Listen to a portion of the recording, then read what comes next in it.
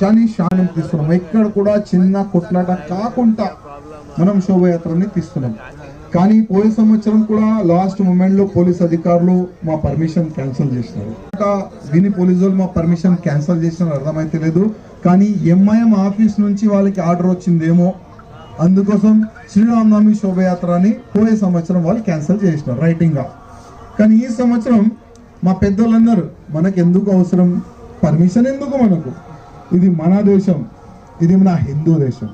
మన హిందూ దేశంలో మన ఫెస్టివల్ మనకు జరుపుకోనికి శోభయాత్ర తీయనికి ఎవరు పర్మిషన్ మనకు అవసరం లేదు. వితౌట్ పర్మిషన్ ఈ సంవత్సరం మనం శోభయాత్ర తీస్తాం. మా అధికారులు చెప్తున్నారు, అందుకోసం ఒక్క పర్మిషన్ కాపీ కూడా మనం పెట్టలే. ఈ సంవత్సరం వితౌట్ పర్మిషనే మనం శోభయాత్ర తీస్తున్నాం. అదేవిధంగా ఈ శోభయాత్రలో మనం ఒక సంకల్పం తీసుకుందాం. ఇప్పుడు మహారాష్ట్రలో ఔరంగజేబు సమాధి ఉన్నది. ఆ సమాధిని కూల్చనికి మహారాష్ట్ర హిందువులు రెడీ ఉన్నారు. ఒకవేళ అవసరం పడితే మన తెలంగాణ నుంచి కూడా లాక్స్ ఆఫ్ రామ భక్తులు మనం మహారాష్ట్ర వెళ్దాం, సంభాజీ నగర్ వెళ్దాం, అదే ఔరంగజేబు సమాధిని కూల్చేద్దాం.